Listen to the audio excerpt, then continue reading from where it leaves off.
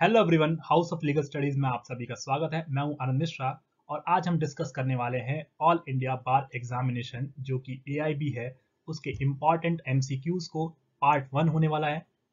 अगर आप भी मुझे अनअकैडमी पे फॉलो करना चाहते हैं तो डिस्क्रिप्शन बॉक्स में मेरी प्रोफाइल का लिंक आपको दिख जाएगा, वहां से मुझे फॉलो कर सकते हैं और मेरी क्लासेस आप फ्री ऑफ कॉस्ट लाइव देख सकते हैं अनअकैडमी लर्नर्स ऐप पे। तो स्टार्ट करते हैं फर्स्ट क्वेश्चन के साथ। Which of the following deals with the time of inspection when notice given in the code of civil procedure? क्या बात करता है आपको order 17(1), order 4 rule 13, order 6 rule 1 या ऑर्डर 11 रूल 17? 10 सेकंड का टाइम है आप लोगों के पास, आप अपना समय ले सकते हैं और कमेंट सेक्शन में आप कमेंट करें।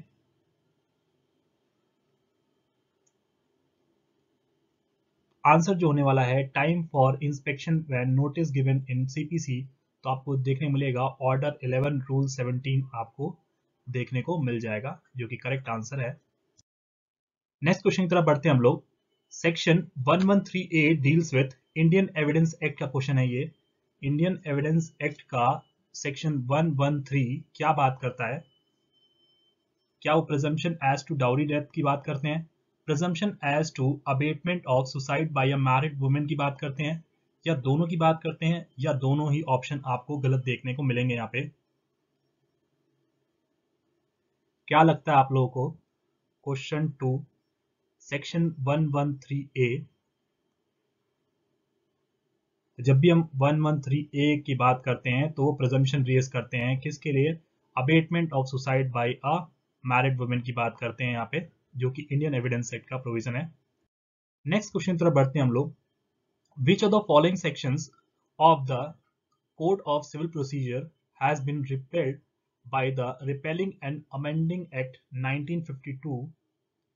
क्या लगता है आप लोगों को सीपीसी में कौन सा सेक्शन को रिपेल किया गया था और वो एक्ट कौन सा है? रिपेलिंग एंड अमेंडिंग एक्ट की बात कर रहे हैं, इसके थ्रू 1952 के थ्रू किस सेक्शन को रिपेल किया गया? क्या वो सेक्शन 145 है, क्या वो सेक्शन 154 है, 148 या 155? क्या लगता है आप लोगों को आंसर? तो जब भी हम बात करते हैं सीपीसी में आपको सेक्शन 155 जो है वो रिपेल हो चुका है, ठीक है, 155। तो आंसर आपका 155 होने वाला है। नेक्स्ट क्वेश्चन की तरफ बढ़ते हैं। In order for that a decision in a formal suit may operate as res judicata, the court which may decide that suit must have been.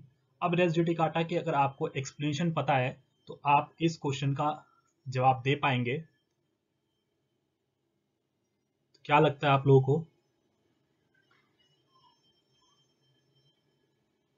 Competent जुडिक्शन की बात करें, एग्जीक्यूटिव जुडिक्शन की बात करते हैं, या कंकरिंग जुडिक्शन की बात करते हैं, या लिमिटेड जुडिक्शन की बात करते हैं? क्या लगता है ऑप्शन आपको? तो जब भी आप एक्सप्लेनेशन पढ़ेंगे, जो कि टोटल एक्सप्लेनेशन आपको रेस जुडिकाटा में 8 एक्सप्लेनेशन देखने को मिलती हैं, ठीक है, 6 आपको इनिशियली देखने को मिलेंगी और 2 लास्ट की जो 7th और 8th थी वो आपकी अमेंडमेंट के थ्रू ऐड हुई थी, अमेंडमेंट के थ्रू ऐड हुई थी 1976 में। याद रखिएगा, जब बात करते हैं चारों चीजें आपको एक्सप्लेनेशन पार्ट में मिल जाएंगी तो ऑल ऑफ एबव आपका आंसर हो जाएगा। नेक्स्ट क्वेश्चन की तरफ बढ़ते हैं हम लोग। Order of production and examination of witnesses is dealt with, कौन सा सेक्शन है जो बात करता है order of production and examination of witnesses? Indian evidence act का क्वेश्चन है ये। इंडियन एविडेंस एक्ट में order of production and examination of witnesses किस प्रोविजन में आपको देखने को मिलेगा? क्या वो सेक्शन 135 है, 136, 137 है, या 138? Order of production and examination of witness, जब आप सेक्शन देखोगे तो आपको जो प्रोविजन देखने को मिलेगा वो मिलेगा 135, जो बात करता है order of production and examination of witnesses की, ठीक है। विच of the following is not correctly matched, कौन सा प्रोविजन यहाँ पे कॉन्स्टिट्यूशन ऑफ इंडिया का प्रोविजन यहाँ पे गलत लिया हुआ है, जिसे आप मार्क करना है आपको कि कौन सा इनकरेक्ट है। क्या वो आर्टिकल 153 है, 156 है, 154 है या 155 है?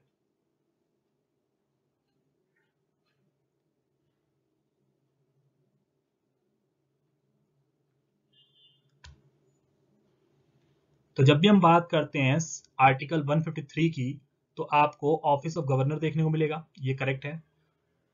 156 जब बात करते हैं तो टर्म ऑफ गवर्नर की बात करते हैं, जो कि प्लेजर ऑफ प्रेसिडेंट तक होता है। 154 जो कि एग्जीक्यूटिव अथॉरिटी होती है गवर्नर की, वो भी आपका सही है। यहाँ पे आपको 155 रिमूवल नहीं देखने को मिलेगा, यहाँ पे मिलेगा अपॉइंटमेंट की बात करते हैं,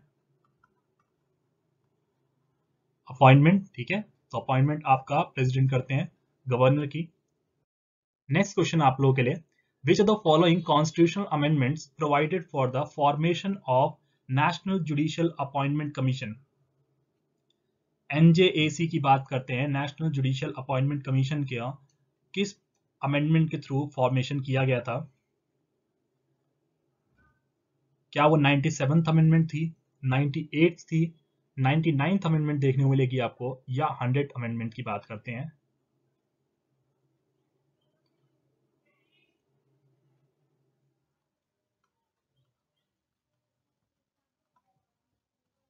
नेशनल जुडिशियल अपॉइंटमेंट्स कमीशन की बात करते हैं, तो वो कौन सा प्रोविजन है कि अमेंडमेंट के थ्रू? तो आपको 99th अमेंडमेंट देखने को मिल जाएगा, ठीक है। नेक्स्ट क्वेश्चन है, the term international commercial arbitration is defined under? International commercial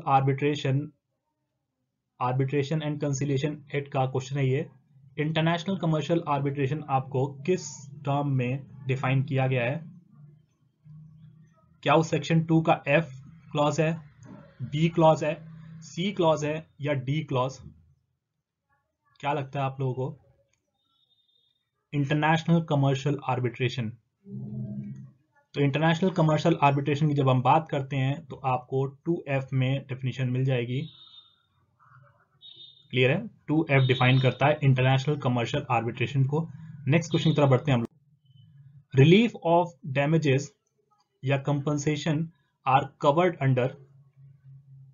damages और कंपनसेशन का प्रोविजन आपको कहां पे देखने को मिलता है रिलीफ? क्या इंडियन कॉन्ट्रैक्ट एक्ट है, स्पेसिफिक रिलीफ एक्ट है, लिमिटेशन एक्ट देखने को मिलेगा आपको, या नन ऑफ एबव की बात करते हैं हम लोग? क्या लगता है आप लोगों को? रिलीफ ऑफ डैमेजेस या compensation are covered under Indian contract act, specific relief act, limitation act या नन ऑफ एबव? तो जब भी हम बात करते हैं रिलीफ की ऑफ डैमेजेस और कंपनसेशन की, तो आपको स्पेसिफिक रिलीफ एक्ट में देखने को मिलेगा, एसआरए में प्रोविजंस आपको देखने को मिलते हैं। नेक्स्ट क्वेश्चन की तरफ बढ़ते हैं। B and C were on the railway platform. B has taken a ticket from Allahabad to Delhi. ठीक है, B ने टिकट लिया कहाँ से? इलाहाबाद से दिल्ली आने के लिए। B was an illiterate woman. ठीक है, पढ़ी लिखी वुमेन नहीं थी। Handed over the ticket to C. तो उसने टिकट किसको दिया? C को। In order to ascertain whether she has a right, she had a right ticket. क्या है कि उसने सही टिकट लिया है या नहीं लिया है, उसके लिए उसको पढ़ना लिखना नहीं आता था, तो इसलिए उसने सी की हेल्प के लिए वो टिकट उसको हैंड ओवर किया। C under the pretence of returning the ticket to Delhi substitute the ticket for the ticket of a shorter journey. क्या क्या उसने कि उसने टिकट जो बी पर्सन, जो बी महिला थी, बी ने किसको दिया था टिकट? सी को ट्रांसफर किया टिकट, ठीक है। कौन सा टिकट था वो? इलाहाबाद टू दिल्ली का, इलाहाबाद टू दिल्ली का। लेकिन इस पर्सन ने इलाहाबाद टू दिल्ली वाला वापस टिकट नहीं दिया, कोई शॉर्टर डिस्टेंस वाला जो टिकट जो खुद ले रखा होता है वो उसको वापस कर दिया। तो आपसे पूछा गया है कि सी की लाइबिलिटी किस ऑफेंस के लिए बनेगी? सी की क्या लाइबिलिटी बनने वाली है? तो क्या वो चीटिंग के लिए लाइबल होगा, क्रिमिनल मिसअप्रोप्रिएशन के लिए लाइबल होगा, थेफ्ट के लिए लाइबल होगा, या क्रिमिनल ब्रीच ऑफ ट्रस्ट के लिए लाइबल होगा? क्या लगता है आप लोगों को?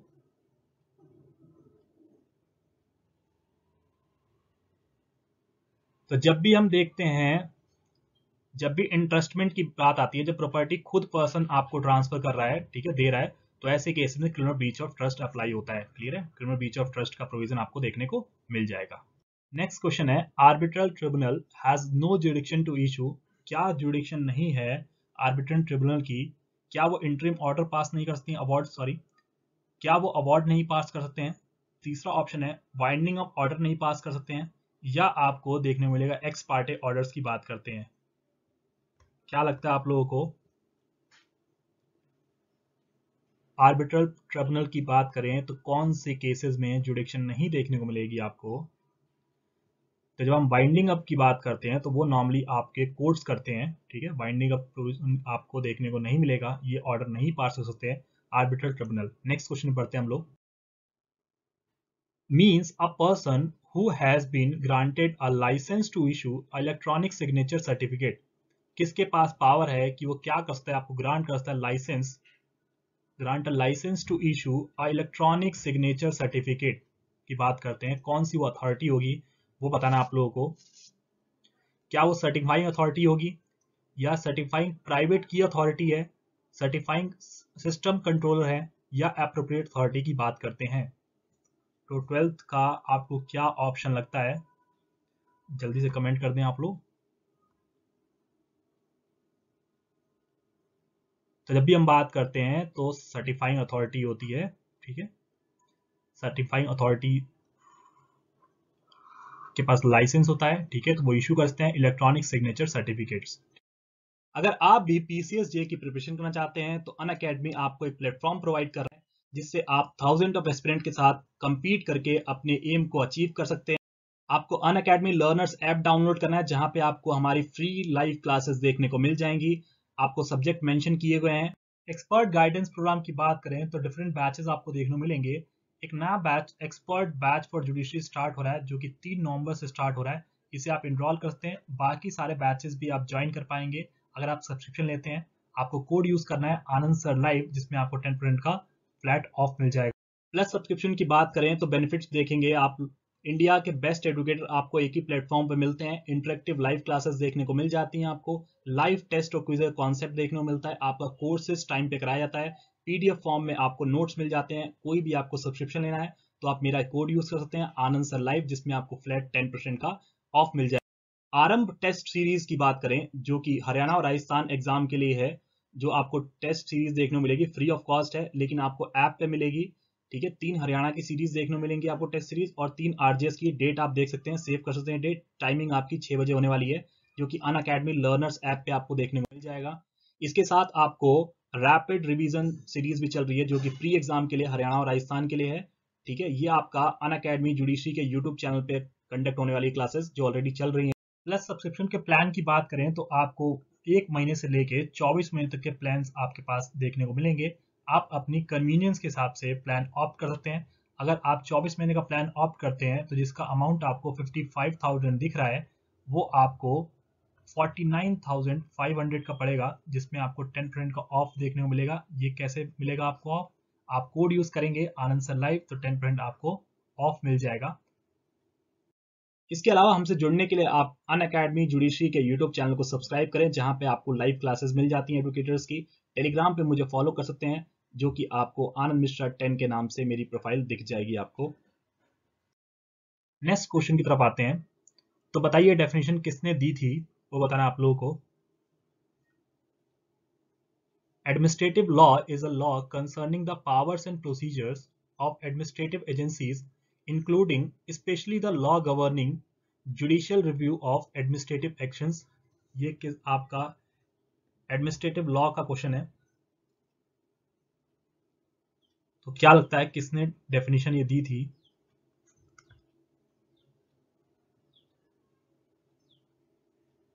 क्या वो जेनिंग्स थे, डेविस थे, वेड थे, या सालमन थे? क्या लगता है आप लोगों को? 13th का क्या आंसर होना चाहिए?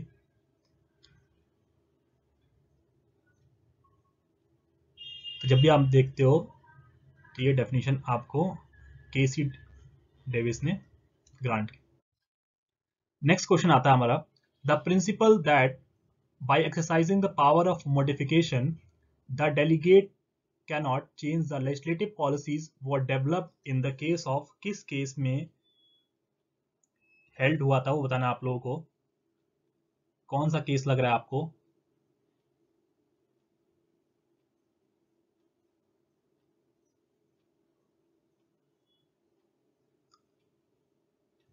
क्या लगता है आप लोगों को? एडमिनिस्ट्रेटिव लॉ क्वेश्चन है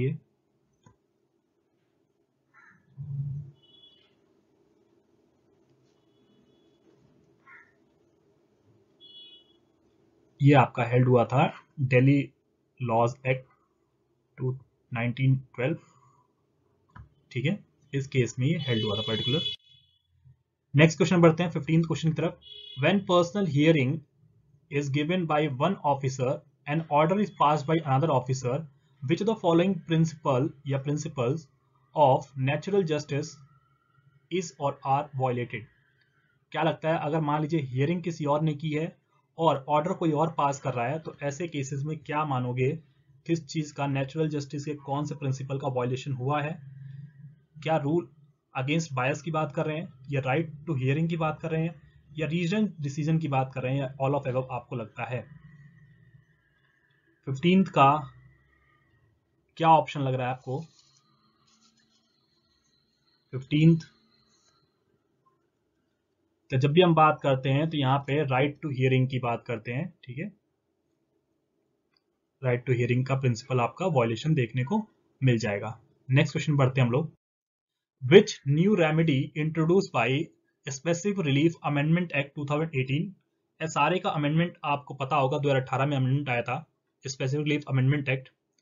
उसके थ्रू क्या आपको न्यू रेमेडी इंट्रोड्यूस की गई है? क्या लगता है आपको? वो इंजेक्शन है, सब्स्टिट्यूटेड परफॉर्मेंस है, recovery of specific movable property है, या ऐसी कोई डेफिनेशन आपको या कोई आपको रेमेडी देखने को नहीं मिलेगा, वो बताना आपको। तो 16 का अगर आप देखोगे तो आपको सब्स्टिट्यूटेड परफॉर्मेंस की बात करते हैं, ठीक है। नेक्स्ट क्वेश्चन की तरफ बढ़ते हैं हम लोग। विच of the following section dealt with direction of warrant for execution? कौन सा सेक्शन बात करता है direction of warrant for execution? क्या वो सेक्शन 416 है सीआरपीसी का, 417, 418 या 419? क्या लगता है आप लोगों को, जो बात का डायरेक्शन देता है वारंट फॉर एग्जीक्यूशन? 416, 417, 418 या 419? जब बात करते हैं हम लोग तो ये आपको 419 सेक्शन बात करता है direction of warrant for execution की। नेक्स्ट देखिए, which section of the environment protection act 1986 deal with the person handling hazardous substance to comply with procedural safeguards? ये आपको कौन से सेक्शन में देखने को मिलेगा, वो बताना आप लोगों को। क्या वो सेक्शन 12 है, सेक्शन 9 है, सेक्शन 14 है, या सेक्शन 20? क्या लगता है आप लोगों को, सेक्शन 12, 9, 14 या 20?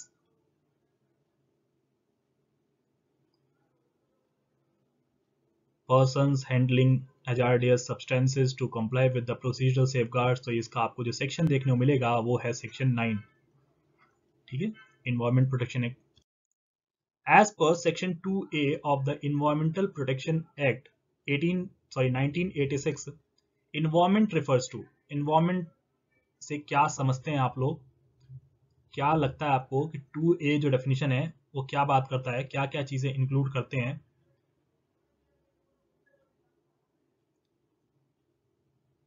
क्या ऑप्शन ए, बी, सी या डी में से क्या लग रहा है आपको?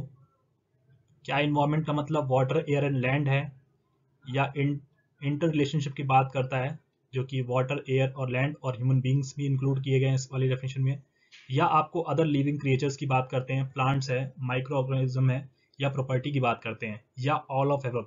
सब मिल जाएंगे आपको। जब हम बात करते हैं डेफिनेशन की इन्वायरमेंट में तो ये सारी चीजें इंक्लूड होती हैं, ठीक है। तो आपका D all of above answer हो गया। नेक्स्ट क्वेश्चन की तरफ बढ़ते हैं हम लोग। United state council on environment quality provides that environment includes। अब United state council on environmental quality ने इन्वायरमेंट में क्या क्या इंक्लूड एस्पेक्ट किए गए हैं वो बताना आप लोगों को। तो क्या लगता है आपको, 20 का क्या ऑप्शन होना चाहिए?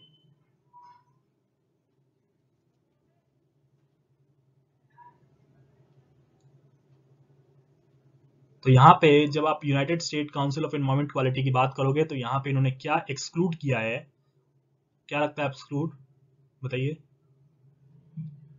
बताइए। यहाँ तो इंक्लूड पूछा, तो एक चीज है यहाँ पे है इस ऑप्शन में जो कि एक्सक्लूड की गई है, तो आपको ये देखने को मिलेगा बायोस्फीयर और नेचुरल सराउंडिंग्स को एक्सक्लूड किया गया है, और बाकी जो ये तीनों चीजें देखने को मिलेंगी आपको, तो आपका ए ऑप्शन आपका करेक्ट ऑप्शन हो जाएगा। ठीक है, नेक्स्ट क्वेश्चन तरफ चलते हैं। In every case in which the sentence of death has been shall have been passed, the government की बात कर रहे हैं, मे विद और without concern of the offender commute the punishment. ठीक है, अब कम्यूटेशन की बात करते हैं। कम्यूटेशन आपको कौन दे सकता है, पहला क्वेश्चन है आप लोगों के लिए, पहला फिल इन द ब्लैंक्स आएगा कि कौन दे सकता है। और विद और विदाउट कंसर्न की बात कर रहे हैं कि क्या वो एक्यूज्ड जो ऑफेंडर है उसकी कंसर्न से या विदाउट कंसर्न से करने वाले हैं। तो दो आपको देखने को मिलेंगे। जब हम बात करते हैं तो यहाँ पे एप्रोप्रिएट गवर्नमेंट देखने को मिलेगा वर्ड आपको। एप्रोप्रिएट गवर्नमेंट क्या करती है, विदाउट कंसर्न की बात करते हैं, without concern of the offender आप क्या करते हो, कम्यूट कर सकते हो सेंटेंस को, पनिशमेंट को। Where no sum is expressed to which a fine may be extend the amount of fine to which the offender is। क्या लगता है आप लोगों को, जहां पे कोई सम नहीं डिफाइन किया गया है फाइन का, तो ऐसे केसेस में वहां पे कितना फाइन आप दे सकते हैं? क्या वो लिमिटेड होगा but shall not be excessive, या लिमिटेड ही होगा बस, या अनलिमिटेड हो सकता है लेकिन वो क्या नहीं होगा, एक्सेसिव नहीं होगा, या अनलिमिटेड का प्रोविजन आपको देखने को मिलेगा? क्या लगता है आप लोगों को? जब आप बात करते हैं कोई सम नहीं डिफाइन किया गया है, ठीक है, फाइन का, तो ऐसे में वो क्या होता है, अनलिमिटेड होता है, केस टू केस डिपेंड करेगा, फैक्ट्स पे डिपेंड करेगा, लेकिन वो क्या नहीं होगा, एक्सेसिव नहीं होगा। ठीक है, क्लियर इतना? चलिए बताइए, नेक्स्ट क्वेश्चन आपका आईपीसी के रिगार्डिंग देखने को मिलेगा आपको। A police officer whose duty is to prevent robbery abets the commission of robbery. मतलब क्या है, जिसकी ड्यूटी है क्या करने की, प्रिवेंट करने की रॉबरी, वो क्या कर रहा है, अबेट कर रहा है कमीशन के लिए। तो ऐसे में अगर मान लीजिए रॉबरी नहीं भी हुई है तो कितनी फाइन होगी, उसको कितना पनिशमेंट मिलने वाला है पुलिस ऑफिसर को, या नॉर्मल पर्सन की बात नहीं कर रहे हैं, या पुलिस ऑफिसर की बात कर रहे हैं। जिस पब्लिक ऑफिसर की ड्यूटी थी वही क्या कर रहा है, अबेट कर रहा है, लेकिन कोई क्राइम, देखो क्राइम नहीं हुआ है, देखिए रॉबरी नहीं हुई है, तब भी आपको कितनी पनिशमेंट होने वाली है। तो ऐसे में देखोगे तो हाफ जो होगी टर्म, ठीक है, वो मिल जाएगा, जो कि लॉन्गेस्ट टर्म होगी ना इम्प्रिजनमेंट की, उस पर्टिकुलर सेक्शन के लिए, ऑफेंस के लिए डिफाइन की होगी, तो उसका हाफ आपको लगेगा। चलिए अगला question. The property of Hindu women dying intestate shall devolve firstly upon, किसको सबसे पहले प्रॉपर्टी मिलती है? ठीक है, हिंदू वुमेन की बात कर रहे हैं। मेल और फीमेल में दोनों में आपको डिफरेंस देखने को मिल जाएगा। ठीक है, फीमेल का जो जनरल रूल है, जो रूल देखने को मिलेगा आपको, वो आपको सेक्शन 15 में मिलता है। ठीक है, और जो मेल के केस में आपको सेक्शन 8 में रूल देखने को मिलता है, जनरल रूल जो है सक्सेशन का। तो यहाँ पे क्या लगता है आपको, किसको प्रॉपर्टी ट्रांसफर होगी फिर? क्या वो मदर के हेयर्स को होगी, या हस्बैंड को हो जाएगी प्योरली, या हेयर्स ऑफ हस्बैंड के रूल चलेंगे, ठीक है, जो कि सेक्शन 8 में है आपके, या सन, डॉटर और हस्बैंड तीनों को मिल जाएगी? तो जब भी आप विमेन की बात करते हैं तो उस केस में जो सन, डॉटर और हस्बैंड अगर तीनों जिंदा हैं तो तीनों क्या हो जाएगा, वन थर्ड मिल जाएगी प्रॉपर्टी। अगर इनमें से कोई भी एक जिंदा है तो उसको पूरी प्रॉपर्टी मिल जाएगी, और दो पर्सन अगर जिंदा है इनमें से तो हाफ ऑफ प्रॉपर्टी के लिए शेयर अगर आ जाएगा। ठीक है, नेक्स्ट बढ़ते हैं। According to the Shia law to execute the marriage presence of witnesses, marriage की बात करते हैं, वो भी किसकी बात कर रहे हैं हम लोग, शिया लॉ की, सुन्नी की नहीं बात कर रहे हैं, शिया लॉ की बात कर रहे हैं। उसमें विटनेस पूछा गया है कि विटनेस कितने प्रेजेंट होने चाहिए। क्या वो कोई नेसेसरी नहीं है, ठीक है, विटनेस ना भी हो तब भी वैलिड रहेगी मैरिज, या नेसेसरी है, या आपको दो विटनेस चाहिए, या आपको दो मेल विटनेस चाहिए? क्या लगता है आप लोगों को? According to Shia law to execute the marriage, तो मैरिज में अगर हम शिया लॉ की बात करते हैं तो शिया लॉ में आपको मैंने बताया ऑलरेडी कि शिया लॉ में आपको विटनेस की जरूरत नहीं होती है। ठीक है, सुन्नी लॉ जब बात करते हैं हम लोग, सुन्नी लॉ तब आपको देखने को मिलेगा टू मेल की बात करेंगे, या आपको क्या होगा, एक मेल और प्लस आपके 2 फीमेल कॉन्सेप्ट आपको देखने को मिल जाता है, ठीक है, सुन्नी लॉ में। शिया लॉ में शादी के टाइम आपको कोई विटनेस जरूरत नहीं होती है, लेकिन जब अपोजिट हम डाइवोर्स की बात करते हैं, सुन्नी में आपको कोई डाइवोर्स के टाइम में कोई विटनेस नहीं चाहिए होता है, और शिया में आपको 2 विटनेस चाहिए होते हैं। किस चीज में? डाइवोर्स के केसेस में। एआईबी के एमसीक्यूज में फर्स्ट पार्ट में इतना ही। नेक्स्ट वीडियो पार्ट 2 में आपको कंटिन्यूशन मिल जाएंगे क्वेश्चंस। अगर आपको वीडियो अच्छी लगी तो चैनल को सब्सक्राइब करें, शेयर करें और लाइक करें वीडियो को। Thank you.